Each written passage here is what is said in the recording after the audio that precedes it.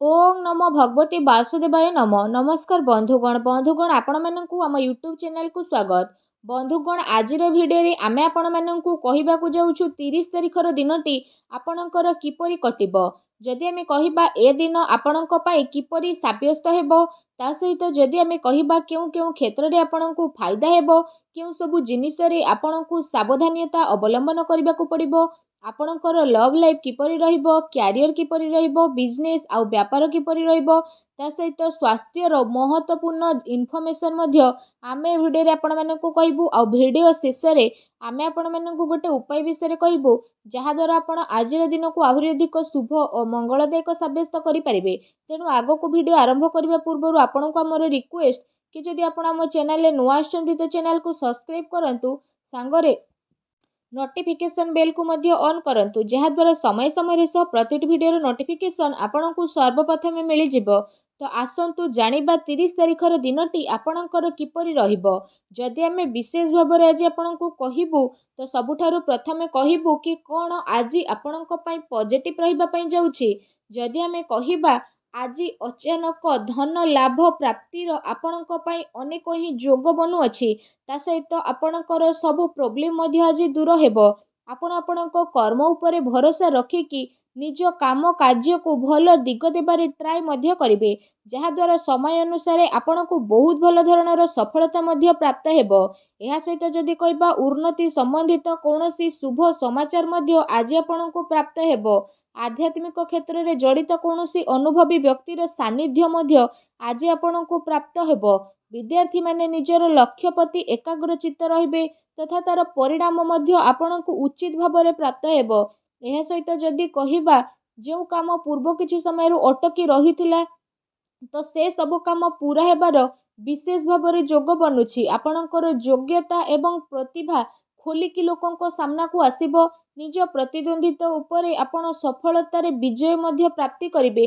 आपण आपणकर व्यक्तित्व एवं नुआ विस्तार को नहीं आगो को मध्य बढ़िबे जहा द्वारा आपणकर व्यक्तित्व रे आश्चर्यजनक स्थिति देखिबाकू मिलिबो।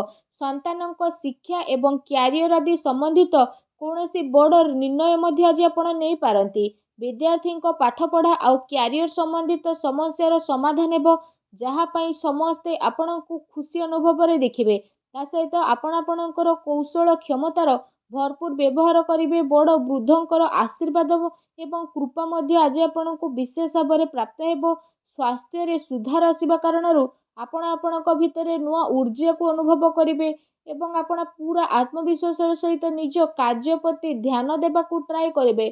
कौनसी संपर्कित संबंधित शुभ समाचार मिलवा कारणरू मनरे प्रफुल्लता रहिबो। ता सहित जदि कहिबा आपण समस्ते व्यवहार कुशल नजर आसिबे। आपण बुद्धिमता एवं हुशियारीर सह सबु कार्य को करी मध्य नेबे जहा द्वारा आपण को काफी खुशीर अनुभव मध्य हेबो। ता सहित आसंतु जानिबा आज आपणक पई कोन नेगेटिव रहिछि।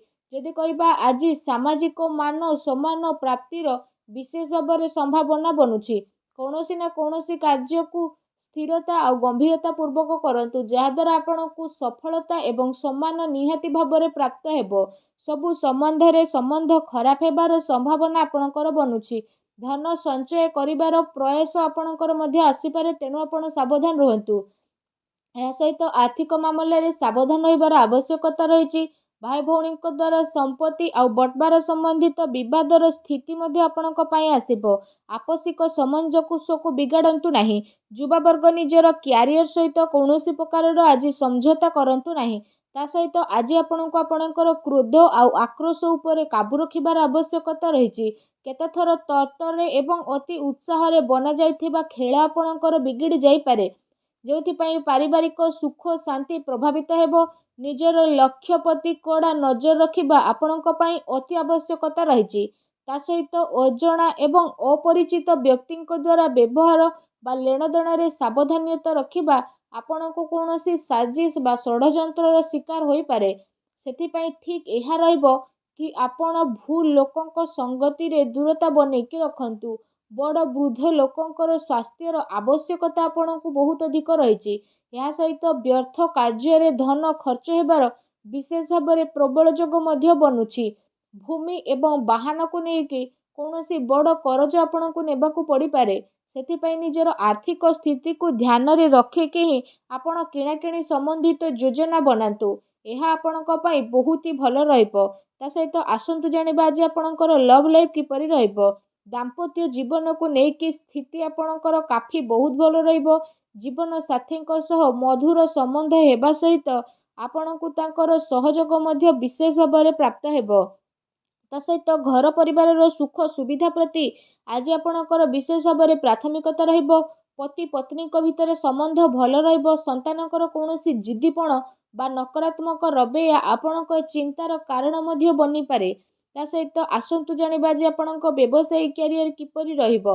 ଯଦି କହିବା ବ୍ୟାପାରର ବ୍ୟସ୍ତରତା ସମ୍ବନ୍ଧିତ କୌଣସି ନୂଆ ସମ୍ଭାବନା ଉପରେ ଆପଣଙ୍କର ବିଚାର ହେବ।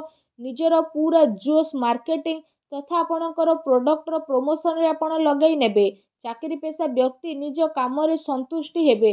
ତା ସହିତ ସହକର୍ମୀଙ୍କର ଏ ଦିନରେ ଆପଣଙ୍କୁ ପୂର୍ଣ୍ଣ ସହଯୋଗ ପ୍ରାପ୍ତ ହେବ। କାର୍ଯ୍ୟ ବିସ୍ତାରତର ଯୋଜନା ମଧ୍ୟ ଆପଣଙ୍କର ପୂରଣ ହେବ। ତା ସହିତ ସେ ଯୋଜନା ଉପରେ ଆପଣ ପୁନଃ ପରୀକ୍ଷଣ କରିବେ। ଏହା ସହିତ ଚାକିରିରେ ହାଲକା ଫୁଲକା ପ୍ରୋବ୍ଲେମ ମଧ୍ୟ ଆସିବ। ଏହା ସହିତ ନିଜର ବୁଦ୍ଧିମତ୍ତା ଏବଂ ବିବେକର ସହ ଆପଣ ସବୁ ପ୍ରୋବ୍ଲେମର ଉତ୍ତର ମଧ୍ୟ ବହୁତ ହି ଶାନ୍ତିପୂର୍ଣ୍ଣ ରୂପରେ ବାହାର କରିନେବେ।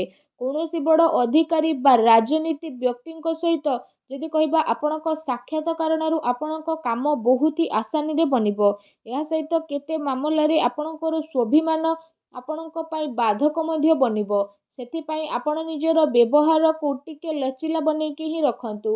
ଏହା ଧ୍ୟାନ ରଖିବା ଆପଣଙ୍କ ପାଇଁ ଅତି ଆବଶ୍ୟକ ରହିଛି। କୌଣସି ଆର୍ଥିକ ମହତ୍ତ୍ୱପୂର୍ଣ୍ଣ ବ୍ୟବସାୟିକ ଗତିବିଧି ଆପଣଙ୍କର ଲିକ୍ ହୋଇପାରେ। କର୍ମଚାରୀଙ୍କର ଗତିବିଧି ଉପରେ ଆପଣ ନଜର ରଖିବେ। ଏହା ସହିତ ଶୀଘ୍ର ସ୍ଥିତି ଆପଣଙ୍କର କାବୁରେ ମଧ୍ୟ ଆସିବ। ସେଥିପାଇଁ ଆପଣ ପୁରା ଜୋସ୍ର ସହିତ ନିଜର କାର୍ଯ୍ୟ ପ୍ରତି ଏକାଗ୍ର ଚିତ୍ତ ରୁହନ୍ତୁ। ଆସନ୍ତୁ ଜାଣିବା ଆଜି ଆପଣଙ୍କର ସ୍ୱାସ୍ଥ୍ୟ କିପରି ରହିବ। ଯଦି କହିବା ଅତ୍ୟଧିକ ପରିଶ୍ରମ କାରଣରୁ ଥକାପଣ ବା କଷ୍ଟ ଭଳି ସମସ୍ୟା ଆପଣଙ୍କର ଉତ୍ପନ୍ନ ହୋଇପାରେ। ତା ସହିତ ଅଧିକ ଗରିଷ୍ଠ ବା ତୈଳଯୁକ୍ତ ଭୋଜନ ଖାଇବା ଦ୍ୱାରା ଆପଣଙ୍କୁ ପ୍ରୋବ୍ଲେମ ଆସିପାରେ। ଯାହାଦ୍ୱାରା ପେଟ ସମ୍ବନ୍ଧିତ ସମସ୍ୟା ମଧ୍ୟ ଆପଣଙ୍କୁ ଆସିବ। ସେଥିପାଇଁ ଆପଣ ସୁପାଚ୍ୟ ଭୋଜନ କରନ୍ତୁ। ତା ସହିତ ନିଜ ସ୍ୱାସ୍ଥ୍ୟକୁ ଆହୁରି ଅଧିକ ଭଲ ରଖିବା ପାଇଁ ଆପଣ ପ୍ରତ୍ୟେକ ଦିନ ଯୋଗ କରନ୍ତୁ, ବ୍ୟାୟାମ କରନ୍ତୁ ଏବଂ ସୁସ୍ଥ ରୁହନ୍ତୁ। ଫ୍ରେଣ୍ଡସ୍, ଆସନ୍ତୁ ଜାଣିବା ଆଜି ଆପଣଙ୍କ ପାଇଁ କ'ଣ ବିଶେଷ ଉପାୟ ରହିଛି। ଆଜି ଆପଣ ସ୍ନାନ ଆଦି କରିସାରିବା ପରେ ବିଶେଷ ଭାବରେ ଗୋଟେ ନଡ଼ିଆକୁ କଳା କପଡ଼ାରେ ବାନ୍ଧି ଦିଅନ୍ତୁ ଏବଂ ତାକୁ 100 ଗ୍ରାମ କଳାର ତିଳକ ଏବଂ 100 ଗ୍ରାମ ବିରିର ଡାଲି ତା ସହିତ ଗୋଟେ ତିଳ ସହିତ ଆପଣ ଭଗବାନ ଶନିଦେବଙ୍କୁ ସ୍ମରଣ କରିକି ପ୍ରବାହିତ ଜଳରେ ଭସେଇ ଦିଅନ୍ତୁ। ଏହା ସହିତ ନିଜର ମନୋକାମନା ମଧ୍ୟ ମାଗନ୍ତୁ। ଏପରି କରିବା ଦ୍ୱାରା ଭଗବାନ ଶନିଦେବଙ୍କ ଆଶୀର୍ବାଦରୁ ଆପଣଙ୍କୁ ଶୀଘ୍ର ହିଁ ବିଶେଷ ଶୁଭ ଫଳର ପ୍ରାପ୍ତ ହେବ। ତା ସହିତ ଆପଣଙ୍କ ଜୀବନରେ ଯାହା ବି ପ୍ରୋବ୍ଲେମ ଚାଲୁଥିଲା ସବୁ ପ୍ରୋବ୍ଲେମର ଅନ୍ତ ହେବ ଏବଂ ସବୁ କାର୍ଯ୍ୟ ଆପଣଙ୍କର ବହୁତ ହି ଆସାନୀରେ ଭଗବାନ ଶନିଙ୍କ ଆଶୀର୍ବାଦରୁ ପୂରଣ ହେବ। ଭଗବାନ ଶନିଦେବଙ୍କର ଆଶୀର୍ବାଦ ଆପଣଙ୍କୁ ପ୍ରାପ୍ତ ହେଉ। ସଚ୍ଚା ଦିଲରେ କମେଣ୍ଟ ବକ୍ସରେ ଜୟ ଶନିଦେବ ବୋଲି ଅବଶ୍ୟ ଲେଖନ୍ତୁ ଓ ଭିଡ଼ିଓକୁ ଲାଇକ୍ ସେୟାର କରିବାକୁ ଭୁଲନ୍ତୁ ନାହିଁ। ଧନ୍ୟବାଦ।